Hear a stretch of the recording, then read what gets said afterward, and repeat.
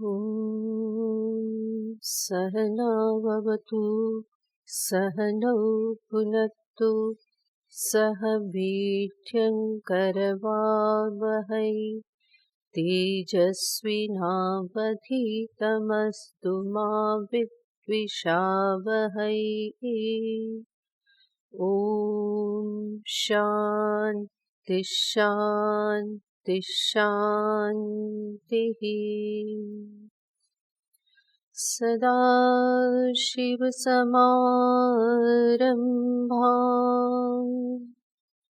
शङ्कराचार्यमध्यमाम् अस्मदाचार्यपर्यन्ताम् वन्दे गुरुपरम्पराम्।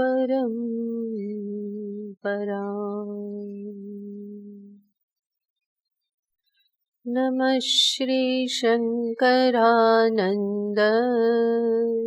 नमः श्री शङ्करानन्द गुरुपादाम्बुजन्मने गुरुपादाम्बुजन्मने सविलासमहामोह सविलासमहामोह ग्राहग्रासैककर्मणि ग्राहग्रासैककर्मणि।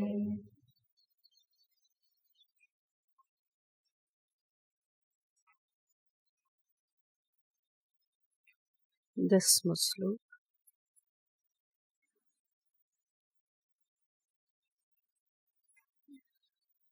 पञ्चोक्त्यादानगमन विसर्गानन्दकाः क्रियाः पञ्चोक्त्यादानगमन विसर्गानन्दकाः क्रियाः कृषिवाणिज्यसेवाद्याः पञ्चस्वन्तर्भवन्ति। कृषिवाणिज्यसेवाद्याः पञ्चस्वन्तर्भवन्ति। वाक्पाणिपादपायूपस्थैरक्षैस्तत्क्रियाजनिः वाक्पाणिपादपायूपस्थैरक्षैस्तत्क्रियाजनिः मुखादिगोलकेष्वास्ते तत्कर्मेन्द्रियपञ्चकम् मुखादिगोलकेष्वास्ते तत्कर्मेन्द्रियपञ्चकम् मनोदशेन्द्रियाध्यक्षं हृत्पद्मगोलके स्थितम् मनोदशेन्द्रियाध्यक्षं हृत्पद्मगोलके स्थितम् तच्चान्तःकरणं बाह्येष्वस्वातन्त्र्यात्मिनेन्द्रियैः तच्चान्तःकरणं बाह्येष्वस्वातन्त्र्याद्विनेन्द्रियैः अक्षेष्वर्थार्पितेष्वेतद्गुणदोषविचारकम् अक्षेष्वर्थार्पितेष्वेतद्गुणदोषविचारकम् सत्त्वं रजस्तमश्चास्य गुणा विक्रियते हितैः सत्त्वं रजस्तमश्चास्य गुणा विक्रियते हितैः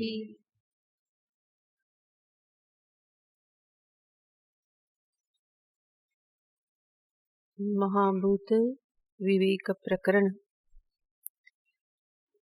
આ પ્રકરણમાં આચાર્ય વિદ્યારણ્ય મુનિજી આપણને દર્શાવી ચૂક્યા પંચમહાભૂત, એના ગુણ, એમાંથી ઉત્પન્ન થયેલ 5 જ્ઞાનેન્દ્રિય, એના કાર્ય, કર્મેન્દ્રિય, એના કાર્ય, અને હવે મનના સંદર્ભમાં વાત ચાલી રહી છે।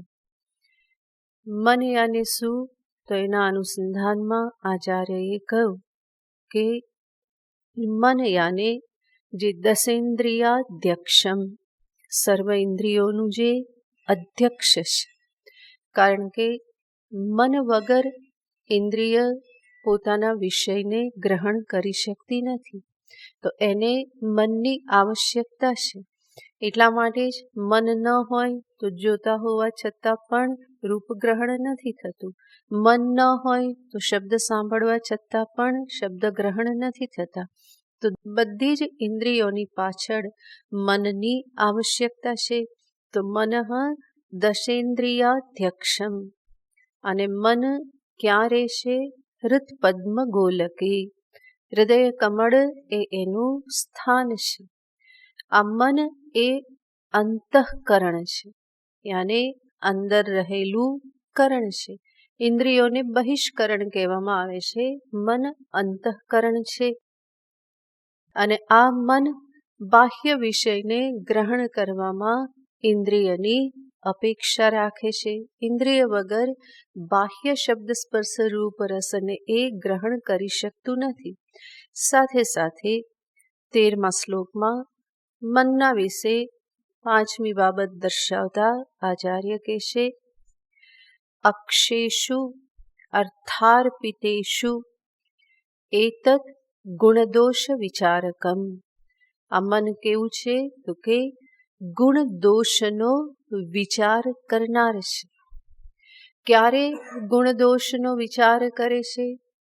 જ્યારે ઇન્દ્રિયો વિષયની સાથે સંબંધિત થાય. અક્ષેષુ અર્થાર્પિતેષુ.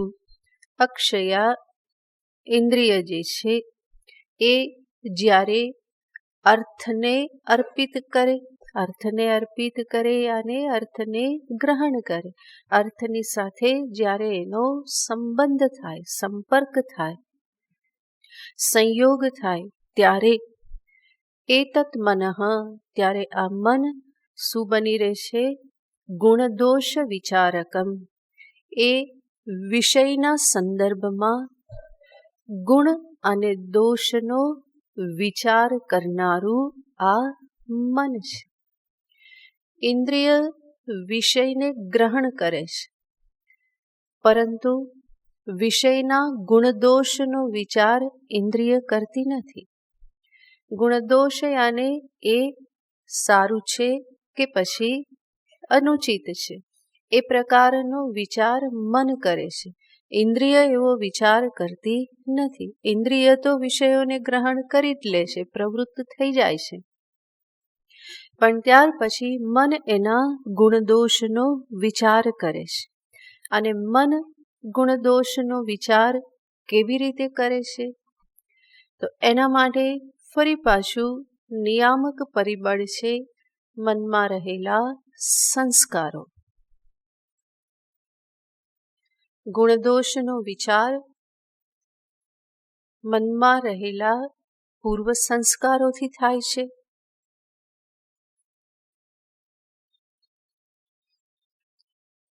પૂર્વ કરેલા વિષય ગ્રહણથી જે પ્રમાણેનો અનુભવ થયો હતો, એ પ્રમાણે અનુભવને અનુરૂપ સંસ્કાર મનમાં આવી જાય છે. અનુકૂળ જ્ઞાન, પ્રતિકૂળ જ્ઞાન. અનુકૂળ જ્ઞાન તો એમાં ગુણ દર્શન થાય છે, પ્રતિકૂળ જ્ઞાન તો એમાં દોષ દર્શન થાય છે. અને આ રીતના અનુભવોના સંસ્કારથી જ ફરી જ્યારે એ વિષયનું ગ્રહણ કરે તો એ સંસ્કારો થકી મન વિચાર કરે છે કે આ સારું છે કે આ ખરાબ છે. કંઈક ખાવાથી પહેલા સુખ થયેલું હતું, લાડુ ખાવાથી સુખ થયેલું હતું, તો એ સંસ્કાર મનમાં પડી ગયા કે આ પદાર્થ કેવો છે? ગુણયુક્ત છે, એને એ ગુણવાળો લાગે છે. અને મુખમાં પથ્થર આવી ગયો તો પથ્થર ખાતા કષ્ટ થયું, દાંતમાં લાગ્યું, જીભ છોલાઈ ગઈ, તો એ અનુભવથી મન શું નક્કી કરે છે? આ પદાર્થ કેવો છે? દોષયુક્ત છે. તો આવી રીતે અનુકૂળ પ્રતિકૂળતાના સંસ્કારથી મન ગુણદોષનો વિચાર કરે છે. આ ગુણદોષનો વિચાર એક તો થયો પ્રત્યક્ષ જ્ઞાનથી જે ત્યારે જ જે અનુભવ થયો એનાથી એ વિચાર કરી લેશે કે આ બરાબર છે, આ બરાબર નથી. અને બીજું, મન જે સાધનનો આધાર લેશે એ છે અનુમાન.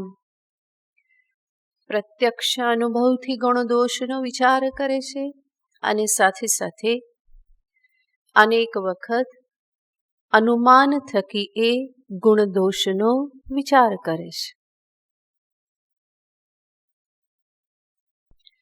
વિષય ઇન્દ્રિય થકી ગ્રહણ થયું ત્યારે જ એ વિચાર થયો કે આ ગુણવાન, આ દોષવાન, એ પ્રત્યક્ષ પ્રમાણથી.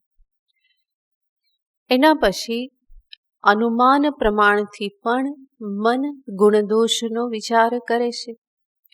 એક વખત અનુભવ થઈ ગયો તો પછી બીજી વખત એને અનુભવ કરવાની જરૂર નહીં. જોતાની સાથે તરત જ સમજી જાય છે કે હા, આ ગુણયુક્ત છે. જોતાની સાથે શા માટે સમજી જાય છે? કારણ કે તરત અનુમાન કરે છે. પેલા આ રીતનો વિષય ગ્રહણ કર્યો તો સુખ થયું હતું માટે એ ગુણવાન છે. આનાથી દુઃખ થયું હતું, કષ્ટ થયું હતું માટે એ કેવું છે? દોષયુક્ત છે. તો અનુમાન કરી લેશે. તો અનુમાન પ્રમાણથી પણ મન ગુણદોષનો વિચાર કરે છે.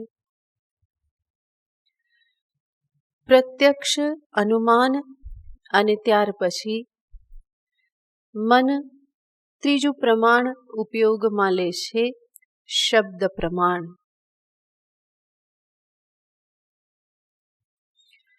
પ્રત્યક્ષ પછી અનુમાન, અનુમાનમાં પ્રત્યક્ષથી અનુમાન કેવું થઈ જાય છે? બળવાન થઈ જાય છે. સામે શાક પૂરી હોય, ખાવાની ઈચ્છા થઈ જાય, પણ મન શું વિચારે? ના ના, ગઈ વખતે ખાધું તું, એસિડિટી થઈ ગઈ હતી, હવે આ વખતે ના ખવાય. તો આ અનુમાન કર્યું કહેવાય ને. આવા ઘણા બધા વિષયો હોય છે કે પહેલી નજરે લોકો આકૃષ્ટ થઈ જાય કે હા, ખાઈ લઈએ છોલે ભટુરે, અને પછી રાત્રે હેરાન થાય, એસિડિટી થઈ ગઈ, પેટ ખરાબ થઈ ગયું. આ અનુભવ પહેલા થયો હતો, એના થકી હવે એ અનુમાન કરે છે કે આ વિષય તો છે, દેખાવમાં તો બહુ સારો લાગે છે, લોભામણો લાગે છે, પરંતુ હકીકતમાં એ ગુણવાન નથી. તો આ રીતે અનુમાન થકી એ ગુણદોષનો વિચાર કરે. ત્રીજું, શબ્દ પ્રમાણથી પણ ગુણદોષનો વિચાર કરે છે. જેમ કે ડૉક્ટર પાસે જાય અને ડૉક્ટર કે હવે ઘી નહીં ખાવાનું. ઘી પ્રત્યક્ષ પ્રમાણથી તો સારું જ દેખાય છે અને અનુમાનથી પણ શું લાગે છે? એ અનુકૂળ જ છે, ખાવું ગમે છે, પહેલાં ખાધેલું, એના સંસ્કાર સારા છે, બધું બરાબર છે. પરંતુ હવે ડૉક્ટર કહે છે કે ઘી બહુ નહીં ખાવાનું, એનાથી શું થાય છે? કોલેસ્ટ્રોલ વધે છે. તો ત્યાં પ્રમાણ કોણ થયું? ડૉક્ટરના શબ્દ પ્રમાણ થયા. અને પછી જ્યારે ઘીથી લદબદતી કોઈ પણ વસ્તુ સામે આવે તો શું થાય? પ્રત્યક્ષ પ્રમાણથી બહુ સારી દેખાય, અનુમાનથી પણ એમ થાય કે આ ખાવાથી બહુ સુખ તો થાય જ છે, ખાઈ લઉં, પણ પછી અંદર ઘંટી કઈ વાગે? ડૉક્ટર સાહેબની ઘંટી વાગે. ઘીથી શું થશે? કોલેસ્ટ્રોલ વધશે. તો શું થયું? દોષ વિચાર થઈ ગયો. પહેલાં ગુણ દેખાતા હતા, હવે શું દેખાવા લાગ્યું? ખબર પડી કે આ કેવું છે? દોષયુક્ત છે. તો આ રીતે શબ્દનો આધાર લઈને પણ મન શું કરે છે? ગુણદોષ વિચાર કરે છે. તો 3 સાધન થયા: પ્રત્યક્ષ, અનુમાન અને શબ્દ. આ પ્રમાણોથી મન વિષયોમાં ગુણદોષનો વિચાર કરે છે. હવે આ જે વિચાર જે છે, આપણે જોયું એમાં પૂર્વ સંસ્કારો ઘણા બધા ભાગ ભજવતા હોય છે. એટલા માટે કોઈ એક વ્યક્તિને ત્યાં ગુણ દેખાય તો બીજી વ્યક્તિને ત્યાં શું દેખાઈ શકે? દોષ દેખાય. જેને દોષ દેખાય છે એનાથી ત્રીજી વ્યક્તિને શું દેખાશે? ગુણ દેખાશે. તો જેવી રીતના સંસ્કાર એકઠા કર્યા છે એના આધારે ગુણ દોષનો વિચાર મન કરશે. અહીંયા મુખ્ય સમજવાનું છે કે શબ્દથી પણ મન વિચાર કરે છે, શબ્દ પ્રમાણથી. અને એક સાધકને માટે શાસ્ત્રના શબ્દો એ પરમ પ્રમાણ છે. મન જો એ સંસ્કારોથી યુક્ત હોય તો મન શાસ્ત્રીય દ્રષ્ટિથી ગુણદોષનો વિચાર કરશે. શાસ્ત્ર ઈશ્વરના શબ્દ છે. પરમેશ્વર જ સર્વના આપ્ત છે અને આપ્ત વાક્ય પ્રમાણ છે. આપ્ત યાને વડીલ, હિતચિંતક. તો શાસ્ત્રના શબ્દો જ્યારે હું પ્રમાણભૂત રૂપે સ્વીકાર કરું તો મન પણ ગુણદોષનો વિચાર કેવી રીતે કરશે? શાસ્ત્રીય માર્ગે કરશે. શાસ્ત્ર આવું કરવાનું કે છે એનો અર્થ એમાં ગુણ છે, અને શાસ્ત્ર નિષેધ કરે છે એનો અર્થ એ કેવું છે? દોષયુક્ત છે. પછી પોતાના ગમા અણગમા વચ્ચે આવતા નથી. મને ગમે છે માટે ગુણવાન એવું નહીં, પણ એ વિચારે કે મને ગમે છે, પરંતુ શાસ્ત્ર ના પાડે છે એનો અર્થ શું? એ ગુણવાન નથી, એ દોષયુક્ત છે. મને નથી ગમતું પણ શાસ્ત્ર કહે છે કે આ કરવાનું, તો એ કેવું છે? ગુણવાન છે. તો આપ્ત વાક્ય, વેદ વાક્ય એમાં શ્રદ્ધા હોવાથી મન ગુણદોષનો વિચાર આ રીતે શાસ્ત્રીય માર્ગે કરે છે. અને જ્યારે શાસ્ત્રમાં દ્રઢ શ્રદ્ધા હોય તો પ્રત્યક્ષ અનુમાન એના થકી પ્રતિબદ્ધ થતા રહે છે. પ્રત્યક્ષ અનુમાનથી માત્ર હું જે વિચાર કરું એ મારા રાગ દ્વેષના આધારે હશે. મને ગમ્યું હતું, સારો અનુભવ થયો હતો, મને સારો અનુભવ નહોતો થયો માટે મને નથી ગમ્યું, દ્વેષ.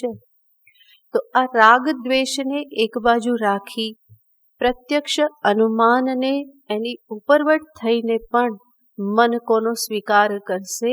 શબ્દ પ્રમાણનો સ્વીકાર કરશે. અને આના માટે ઘણો વિચાર કરવો પડતો હોય છે. જે વ્યક્તિ વિચારને પ્રાધાન્ય નથી આપતી એ વ્યક્તિ મોટે ભાગે પ્રત્યક્ષને અધીન થઈને જીવન જીવે છે.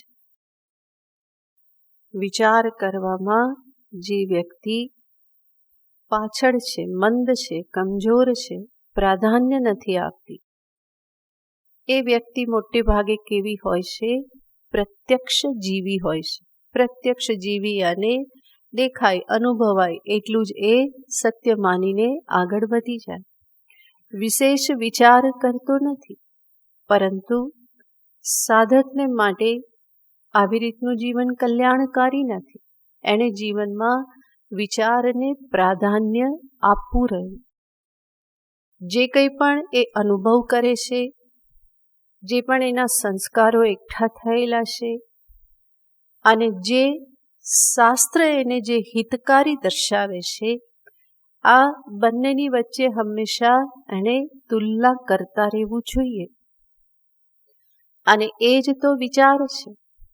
મને આ પ્રમાણે અનુભવ છે પરંતુ શાસ્ત્ર આ પ્રમાણે કહે છે, તો એ મારા માટે કલ્યાણકારી છે, હિતકારી છે.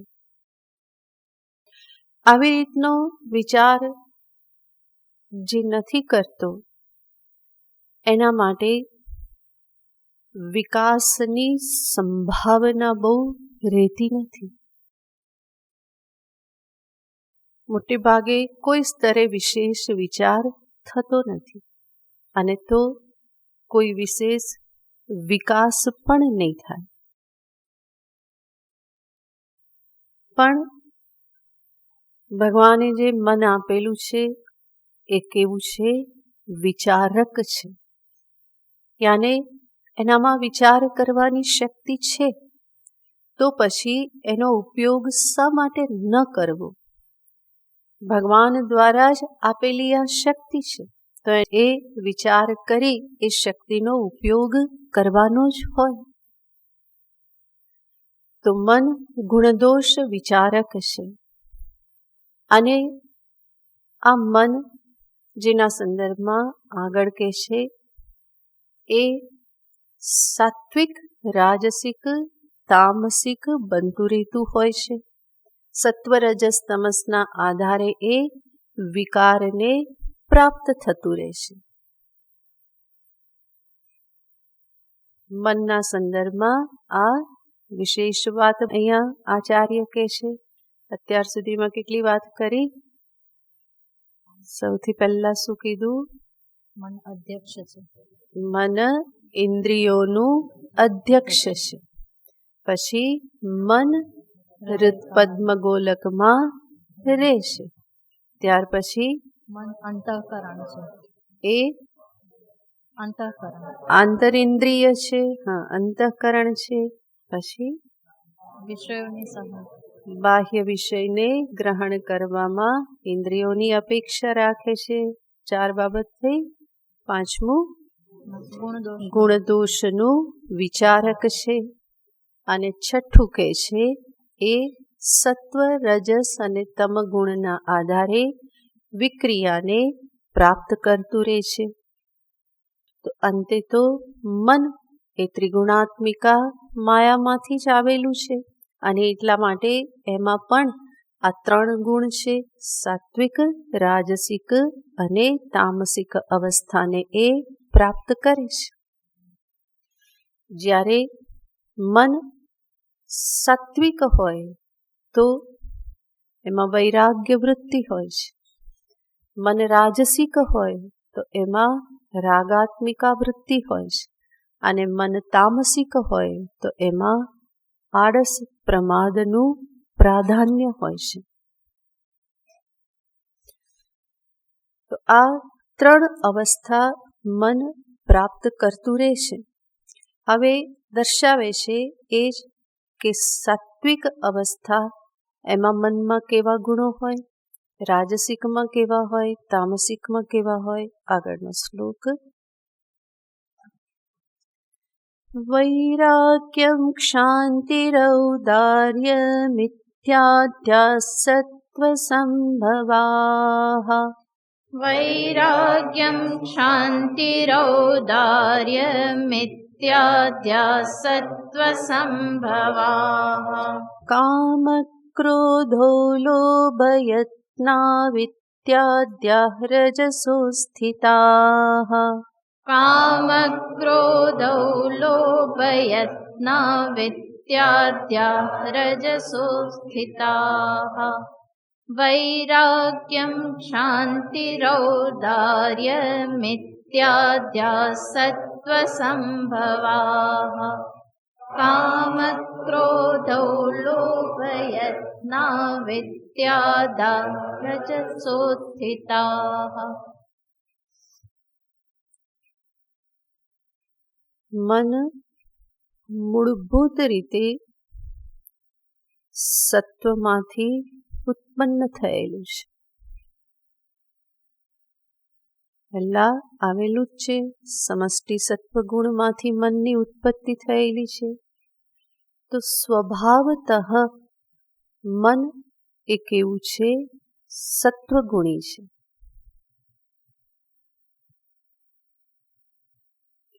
અને સ્વભાવતઃ સત્વગુણી એવા મનમાં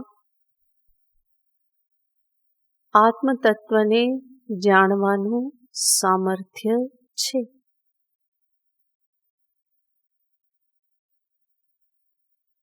સ્વભાવતઃ સત્વગુણી હોવા છતાં પણ એનામાં રજસ અને તમસ પણ આવી ગયેલા છે. અને એટલા માટે સાધના જે છે એ તામસિકતા રાજસિકતાની નિવૃત્તિને અર્થે છે.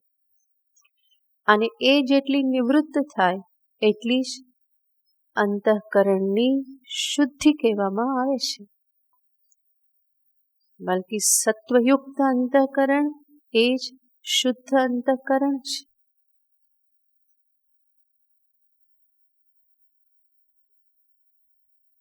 અને અહીંયા દર્શાવે છે કે સત્વયુક્ત અંતઃકરણ એમાં સહજ રૂપે કયા ગુણો હોય છે? વૈરાગ્યમ, ક્ષાંતિ, ઔદાર્યમ ઇત્યાદ્યાઃ સત્વસંભવાઃ. મન જ્યારે સાત્વિક ગુણોથી સત્વગુણથી યુક્ત હોય, પ્રધાનતયા સત્વગુણ એમાં રહેલો હોય, ત્યારે સહજ ગુણમાં સર્વપ્રથમ આચાર્ય કહે છે વૈરાગ્યમ. વૈરાગ્ય એ સાત્વિક વૃત્તિ છે. અને વૈરાગ્ય એટલે શું છે? આપણે ફરી ફરીને જોયું છે. જગતના વિષયની એક સ્પષ્ટ સાચી સમજદારી. જગત, જગતના વિષયો, એની સાથેના સંબંધો, દેહ, દેહની સાથે સંબંધિત જે કોઈ પણ છે એ સર્વના સંદર્ભની એક સાચી સમજદારી, જ્ઞાન, એનું જ નામ શું છે? વૈરાગ્ય છે. અને સાચી સમજદારી શું છે? એ જ કે આ પારમાર્થિક નથી, નિત્ય નથી.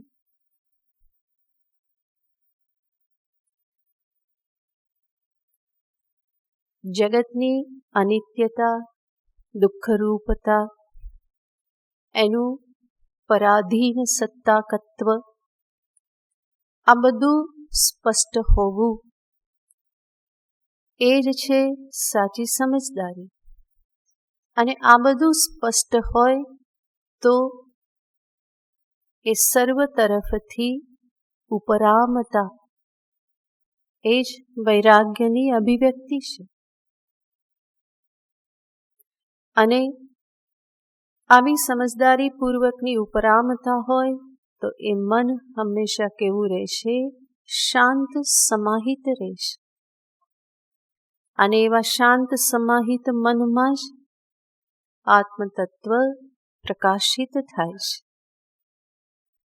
તો વૈરાગ્ય એ સત્વ સંભવ, અંતઃકરણમાં સત્વ છે તો એમાં વૈરાગ્ય વૃત્તિ ઉત્પન્ન થાય છે. એ સમજાવવા લાગે છે કે નાસ્તિ અકૃતઃ કૃતેન.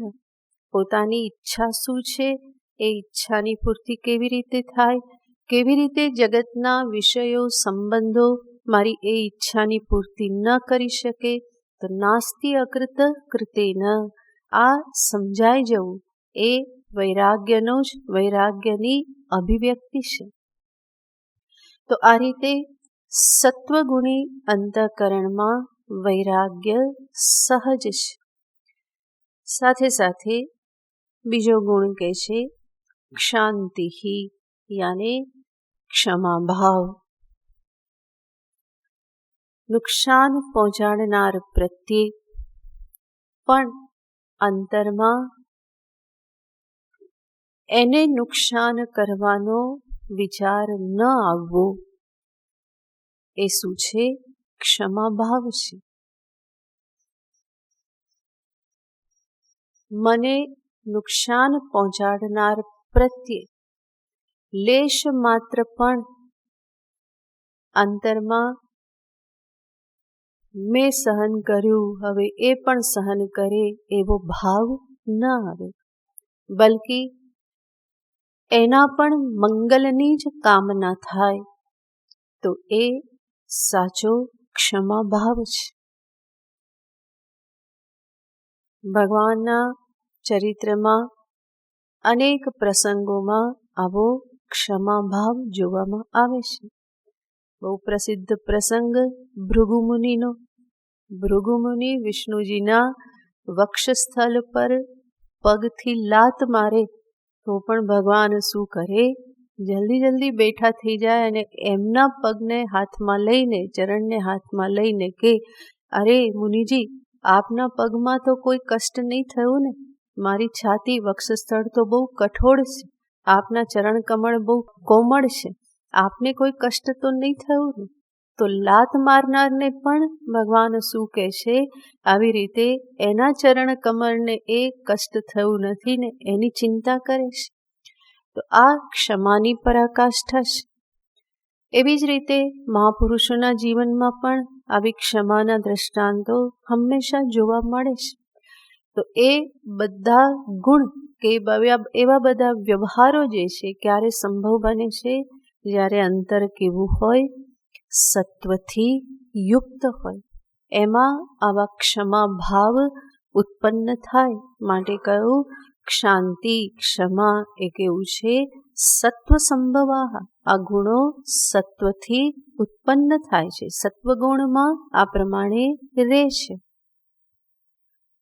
પુરાણમાં એક કથા આવે છે કે એક વખત ભગવાન અને નારદજી, ભગવાન વિષ્ણુ અને નારદજી આવી રીતે નીકળાતા વિહાર કરવાને માટે, અને બંને કોઈ એક બહુ જ ધનવાન જે છે એની પાસે ત્યાં એના દ્વારે ભિક્ષા માગવા માટે જાય છે કે ભૂખ લાગી છે, કંઈક ખવડાવો. તો એનો જે દરવાન હતો, ચોકીદાર, એણે જ દાંટ ફટકાર કરી દીધી કે જાઓ જાઓ, અહીંયા કંઈ નહીં મળે, જતા રહો, બહુ બધું સંભળાવી દીધું. એટલે ભગવાન કે તારા શેઠને તો જરાક કે શેઠ તો સીધો દંડો જ મારશે, હું તો ખાલી વાક્ય જ મારું છું કે જાઓ જતા રહો અહીંયાથી. એટલી વારમાં શેઠ સાંભળી ગયા અને દંડો લઈને જ આવ્યા અને દંડો ફટકારવા લાગ્યા કે જાઓ અહીંયાથી, તમને કંઈ મળશે નહીં. ભગવાન અને નારદજી ત્યાંથી દૂર ગયા અને ભગવાનના મુખમાંથી નારદજી સાંભળે છે, ભગવાન કહે છે કે તારી સર્વ કામનાઓ પૂર્ણ થાય. જેણે દંડા માર્યા એના માટે ભગવાન શું કહે છે, તારી સર્વ કામનાઓ પૂર્ણ થાય, તને હજુ વધારે ધન મળે. એનાથી આગળ ગયા. એક ઝૂંપડી હતી અને ગોવાળ હતો જેની પાસે એક ગાય હતી. ત્યાં જઈને માગ્યું તો ગોવાળ ગાયનું દૂધ ભગવાનને અને નારદજીને પીવડાવે છે. અને ત્યાંથી નીકળ્યા તો વચન એમના મુખમાં નીકળે છે, નારદજી સાંભળે છે, ભગવાન કહે છે કે તારી ગાય તારાથી દૂર ક્યાંક જતી રહે. નારદજી કહે કે ભગવાન શું થઈ ગયું છે, દૂધ ચડ્યું કે દંડો ચડ્યો? આવું કેમ બોલો છો, ઉલટું ઉલટું કેમ બોલો છો? ભગવાન કે ઉલટું નહીં, હું સારું જ કે જે બંનેના હિતમાં છે એ જ બોલું છું.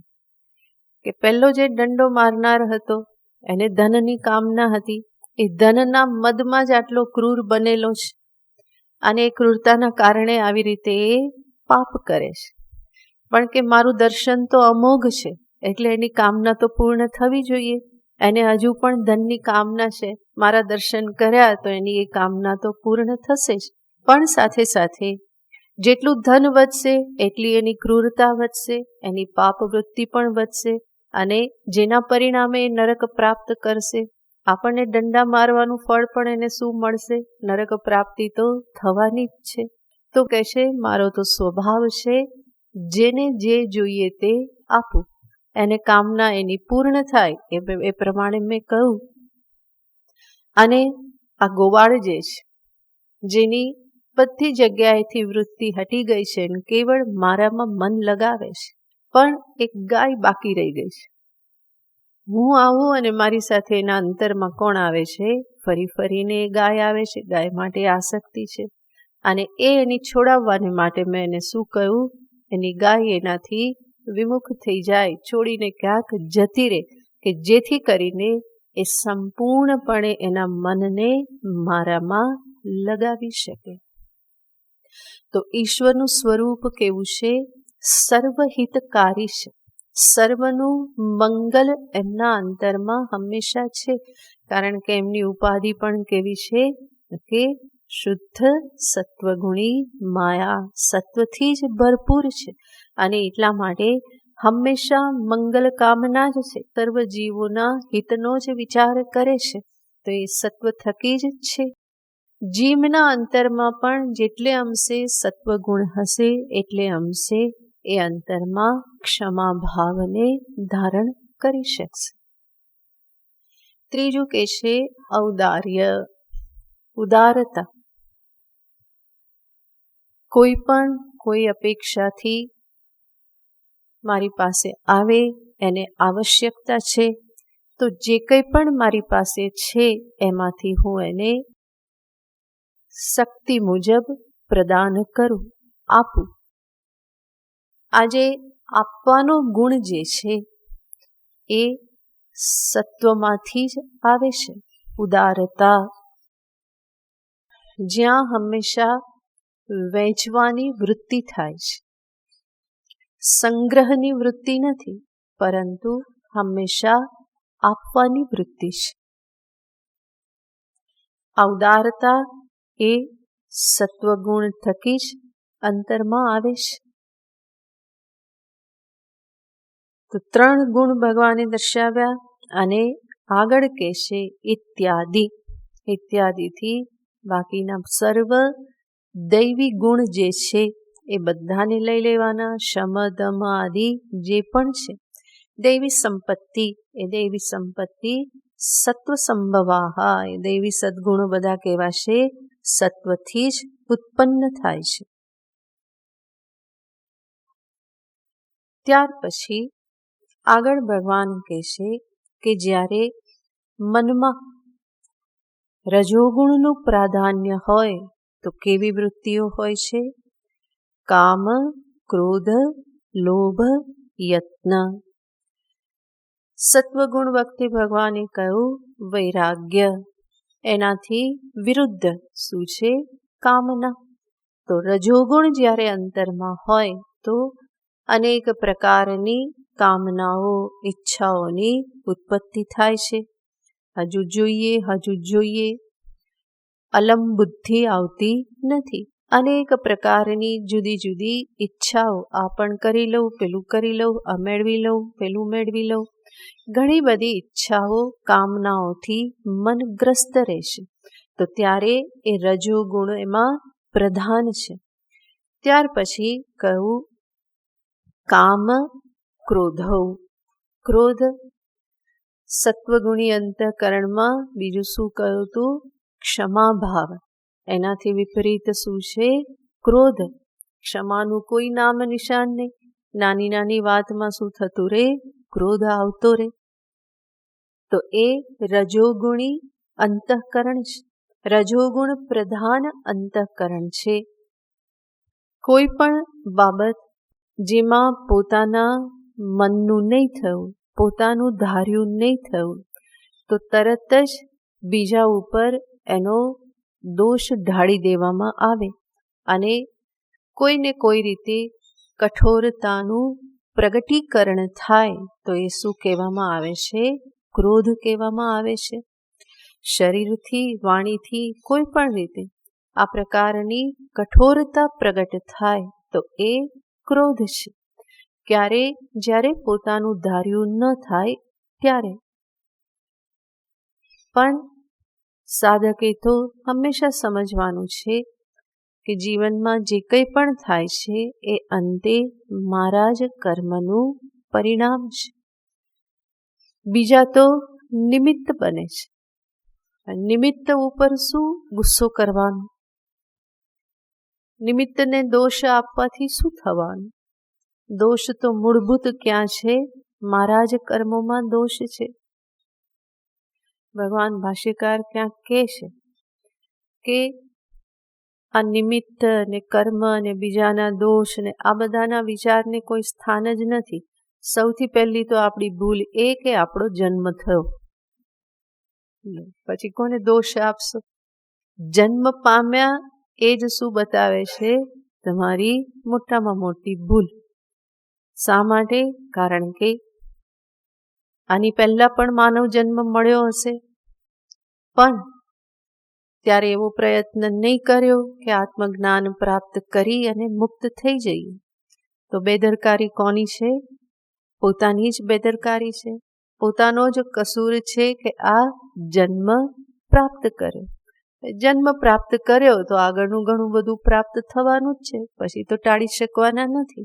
તો બીજાને દોષ દેવા કરતા સાધક હંમેશા જવાબદારી પોતાના પર લે છે.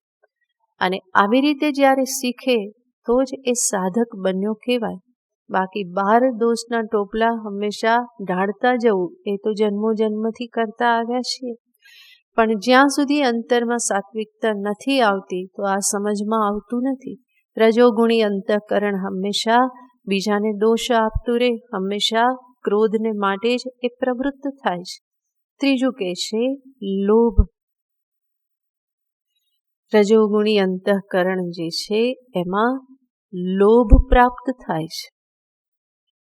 લોભનો અર્થ જ છે કે જ્યાં અલમ બુદ્ધિ ક્યારેય પ્રાપ્ત થાય નહીં. અલમ બુદ્ધિ આને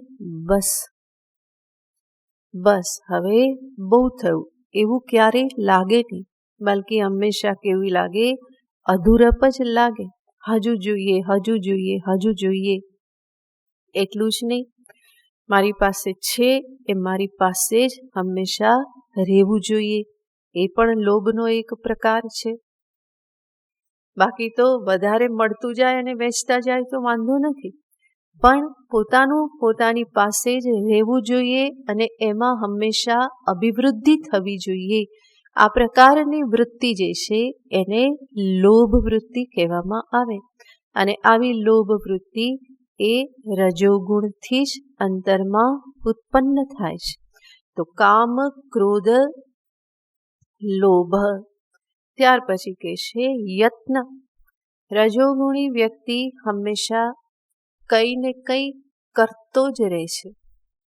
એ શાંતિથી બેસી શકતો નથી, એ વિચાર કરી શકતો નથી. કંઈ ને કંઈ એને કરવું પડે છે, નહીં તો એને જીવવું મુશ્કેલ થઈ જાય. તો કંઈ ને કંઈ કરતા રહેવાની વૃત્તિ જે છે એ રજોગુણથી ઉત્પન્ન થાય છે. તો આ રીતે આ બધા રજોગુણથી ઉત્પન્ન થનારા ગુણો છે. આ અને આના જેવા બીજા જે પણ જણાતા હોય એ કેવા છે? રજથી ઉત્પન્ન થનારા છે.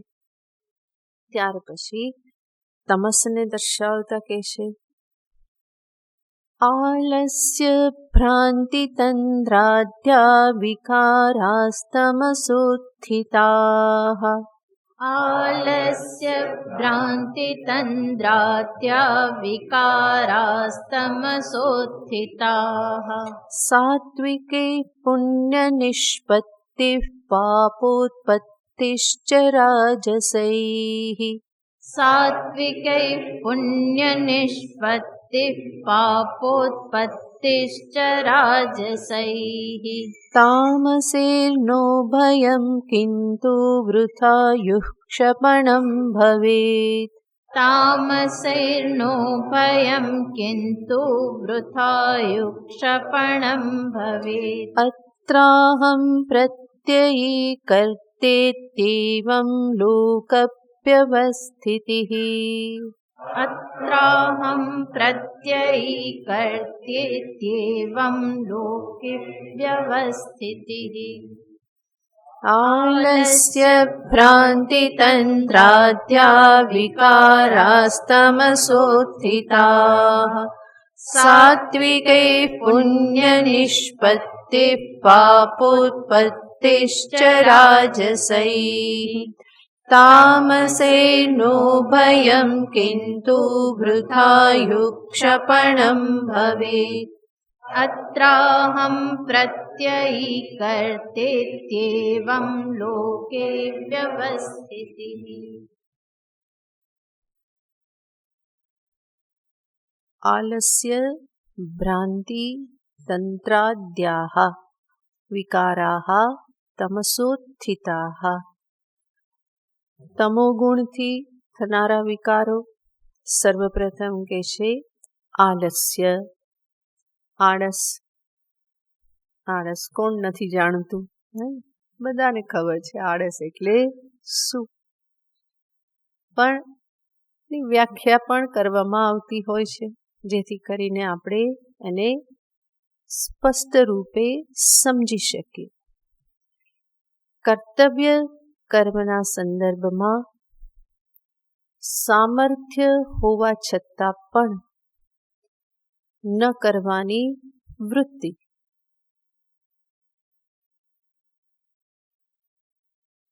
કર્તવ્ય કર્મના સંદર્ભમાં સામર્થ્ય હોવા છતાં પણ એને ટાળવાની વૃત્તિ એ છે આલસ્ય વૃત્તિ.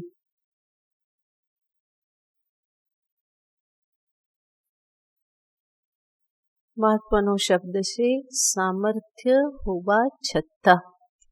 સામર્થ્ય ન હોય અને ન કરો તો એ સમજી શકાય, પરંતુ સામર્થ્ય હોવા છતાં પણ ક્યારેક તબિયત બરાબર નથી અને ન કર્યું તો એ માફ છે, પરંતુ સામર્થ્ય હોવા છતાં પણ જે કર્તવ્ય છે એને ટાળતા રહેવું તો એ આળસ કહેવાય છે, અને આળસ એ મહાન શત્રુ છે. સર્વને માટે, સાધકને માટે તો છે જ, સામાન્ય ઉપલબ્ધિ કરવા ઈચ્છતા મનુષ્યને માટે પણ એ મહાન શત્રુરૂપ છે. આળસ અને પ્રમાદ બંને આપણે જાણીએ જ છીએ. આળસ યાને પોસ્ટપોન્ડિંગ મેન્ટાલિટી, પછી કરીશું, કાલથી કરીશું, પરમ દિવસથી કરીશું, આવતા અઠવાડિયાથી કરીશું. આ શું છે કે આલસ્ય છે. અને પ્રમાદ એ તો એક પ્રકારની બેદરકારી છે. આળસમાં કમસે કમ ખ્યાલ રહે છે કે કરવાનું છે, બોજો તો રહે છે, આજ નહીં કાલે કરીશું, પરમ દિવસ કરીશું, પછી કરીશું. પણ પ્રમાદમાં તો કર્તવ્ય ભૂલાય જ જાય છે, યાદ પણ રહેતું નથી.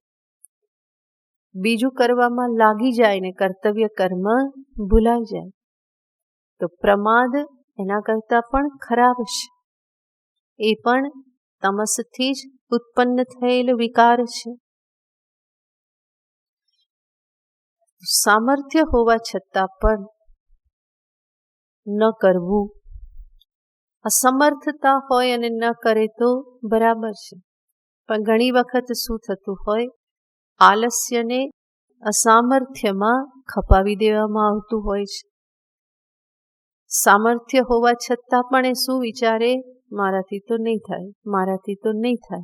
છે સામર્થ્ય અને છતાં પણ આ રીતે વિચારી અને ટાળતો રહે તો એને શું કહેવાય? એને આલસ્ય જ કહેવાય. તો આ તમોગુણથી ઉત્પન્ન થનાર છે. બીજું કે છે ભ્રાંતિ. ભ્રાંતિ યાને અતસ્મિન તદ્બુદ્ધિ, વસ્તુને યોગ્ય રીતે ન સમજવી, જે પ્રમાણે સત્ય હોય એના કરતાં વિપરીત સમજવું. અનેક પ્રકારની આપણી માન્યતાઓ, આપણા પૂર્વગ્રહો, હઠાગ્રહો, આ બધા કેવા હોય છે? ભ્રાંતિરૂપ જ હોય છે. અને આપણે એને શું સમજી લેતા હોઈએ છીએ? બહુ મોટી સમજદારી એને માનતા હોઈએ છીએ. એટલા માટે જ મારી માન્યતા, મારા હઠાગ્રહ, પૂર્વગ્રહો એ બધાને હું બહુ પ્રેમ કરું છું, કારણ કે મને લાગે છે કે એ જ સત્ય છે, એ રીતે જ બરાબર છે. પરંતુ વાસ્તવમાં પ્રેમ કોના માટે છે?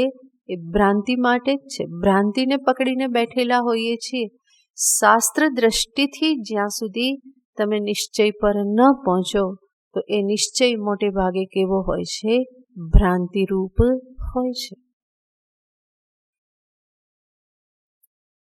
તો એ ભ્રાંતિ પણ આ રીતે તમોગુણથી ઉત્પન્ન છે. ત્રીજું કે છે તંદ્રા. તંદ્રા યાને એ જ અસાવધાની, અર્ધ જાગ્રત અવસ્થા, અર્ધ જાગ્રત કરતા અડધા ઊંઘમાં કોઈ વધારે સારું. તંદ્રા. જાગ્રત અવસ્થા હોવા છતાં પણ ઇન્દ્રિયોનું, મનનું પૂર્ણતયા કાર્યરત ન હોવું એ શું છે? તંદ્રા છે. જાગ્રત અવસ્થામાં પણ ઇન્દ્રિય મનનું પૂર્ણતયા કાર્યરત ન હોવું. અડધું પડધું કામ કરે, સરખું સંભળાય નહીં, સરખું દેખાય નહીં, વિચાર તો થાય જ નહીં. તો આ અવસ્થા કેવી છે? તંદ્રાવસ્થા છે. અને એ તમોગુણથી ઉત્પન્ન થાય છે. તો આ રીતે આલસ્ય, ભ્રાંતિ, તંદ્રા, પ્રમાદ આદિ જે ગુણો જે છે એ આ સર્વ વિકારો તમસોત્થિતાહા, આ બધા તમોગુણથી ઉત્પન્ન થનાર છે. 3 ગુણ દર્શાવ્યા. 3 ગુણથી મનની પ્રાપ્ત થતી 3 અવસ્થાઓ: સાત્વિક, રાજસિક, તામસિક. આપણે પહેલા પણ જોયેલું છે કે જ્યારે પણ 3 ગુણને સામે રાખીને કોઈ પણ પ્રતિપાદન ભગવાન કે આચાર્યો કરતા હોય તો એનું પ્રયોજન શું હોય છે? પ્રયોજન એ જ હોય છે કે આ પ્રમાણે સમજી રાજસિક, તામસિક જે કંઈ પણ છે એને છોડી અને સત્વ પ્રતિ જીવ આગળ વધે. હંમેશા ગીતામાં પણ આપણે ગઈકાલે જોયું હતું કે જે શાસ્ત્ર વિહિત હોય એ કેવું હોય? સાત્વિક હોય છે. જ્યાં મને શાસ્ત્ર પહોંચાડવા માંગે છે, જેવો મને જોવા માંગે છે એ બધું કેવું હોય છે? સાત્વિક હોય છે. રાજસિક, તામસિક એમાંથી ધીમે ધીમે ઉપર ઉઠી અને સત્વ તરફ જવાનું છે. મન મૂળભૂત રીતે સાત્વિક છે, છતાં પણ એમાં રજસ, તમસ ઘણા બધા ઘૂસી ગયેલા છે. અને વિચાર ન કરવાના કારણે મૂળભૂત રીતે સાત્વિક હોવા છતાં પણ એમાં પ્રાધાન્ય કોનું આવી જાય છે? રજસ, તમસનું પ્રાધાન્ય આવી ગયેલું છે. તો એને જ નિવૃત્ત કરવાનું છે. પ્રયત્નપૂર્વક સજાગ રહી સર્વત્ર સાત્વિક વસ્તુઓ, સાત્વિક વિચાર, સાત્વિક ભાવ, સાત્વિક પદાર્થ, સાત્વિક કર્મ આ બધાને ફરી ફરીને અભ્યાસપૂર્વક જીવનમાં લાવવાથી રજસ, તમસની નિવૃત્તિ થાય અને ફરી મન કે જે મૂળભૂત રીતે સાત્વિક છે એની સાત્વિકતા પ્રગટ થવામાં સહાયભૂત થાય. તો આ 3 અવસ્થા, 3 ગુણો દર્શાવ્યા. હવે પછી આચાર્ય આગળ કહેશે સાત્વિકૈહિ પુણ્ય નિષ્પત્તિ. સત્વગુણ, સત્વકર્મ આ બધાથી શું થાય છે? પુણ્ય પ્રાપ્ત થાય છે. રાજસૈહિ પાપોત્પત્તિશ્ચ. રજોગુણથી પાપની ઉત્પત્તિ થાય છે. રજોગુણ ઉત્પન્ન જે પણ કર્મ, ભાવ, ગુણ આદિથી પાપની ઉત્પત્તિ થાય છે. તામસૈહિ નોભયમ.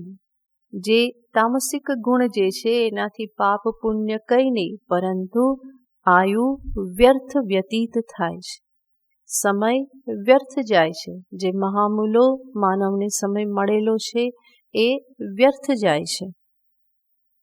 તો આ 3 ગુણથી ઉત્પન્ન કર્મ, વ્યવહાર, ગુણ આદિ થકી કહે છે કે જે પણ સાત્વિક છે એનાથી શું થાય છે? પુણ્ય પ્રાપ્ત થાય છે. આ તો જગ જાહેર છે.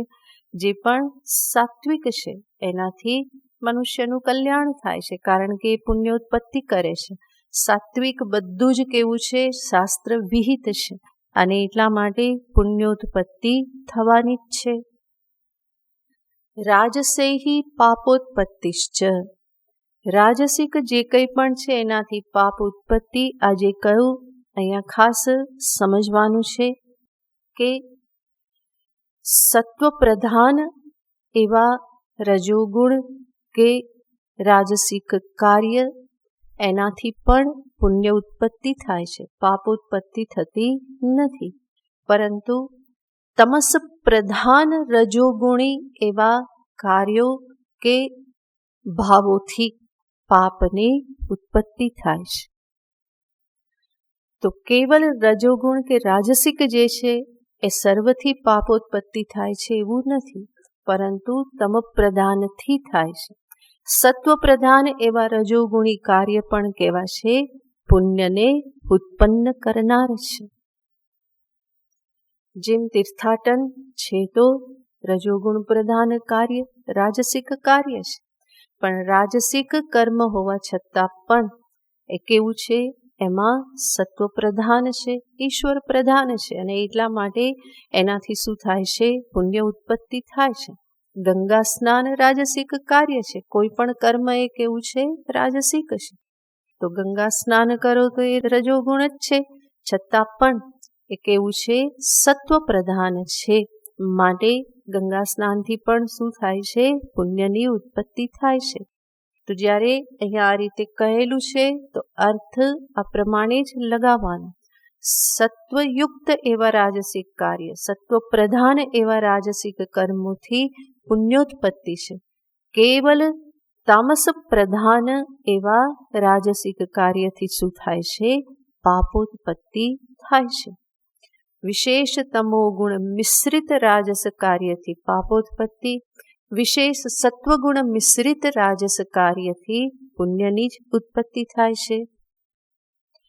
તામસ જે કંઈ પણ છે, આળસ, તમે આળસ કરી, પ્રમાદ કર્યો તો પુણ્ય પાપ ઉત્પત્તિ સ્પષ્ટ રૂપે થશે નહીં. હા જરૂર, કર્તવ્યચ્યુતિ થઈ તો દોષ તો લાગવાનો જ છે, પણ કર્તવ્ય ધારો કે આજે નહીં કાલે કરે એવું ચાલે એમ હોય તો આજે આળસ કરી તો નથી પાપ નથી પુણ્ય, પરંતુ થાય છે શું, પડ્યા રહ્યા પથારીમાં બેઠા રહ્યા તો શું થવાનું, આયુષ્ય ક્ષીણ થવાનું. મોબાઈલ લઈને બેઠા રહ્યા તો શું થશે, એના પાછળ કર્તવ્ય કર્મને ટાળી દીધું તો જરૂર આયુ ક્ષીણ તો થવાનું જ છે.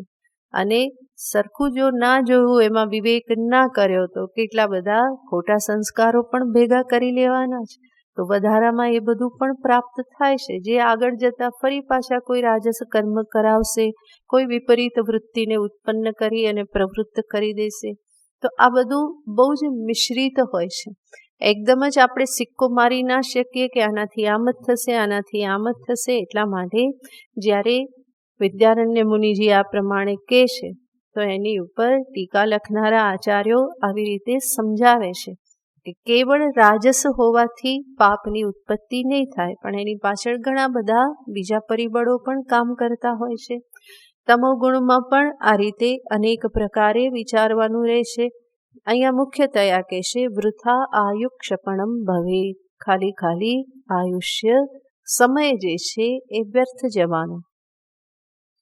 હવે આ બધું જ જે થાય છે સાત્વિક, રાજસિક, તામસિક, એ બધાની પાછળ એક અહમ હોય છે.